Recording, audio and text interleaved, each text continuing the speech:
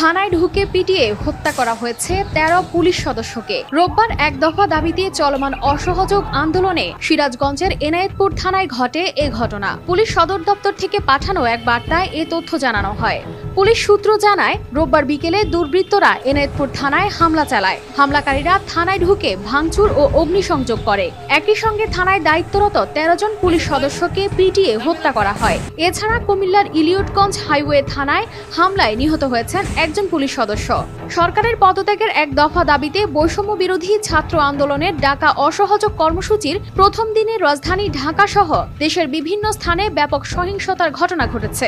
শেষ খবর পাওয়া পর্যন্ত সংঘর্ষে সারা দেশে অন্তত ৬৬ জন নিহত হয়েছেন, যার মধ্যে পুলিশও রয়েছেন। আহত হয়েছেন সহস্রাধিক মানুষ। News desk, RTV।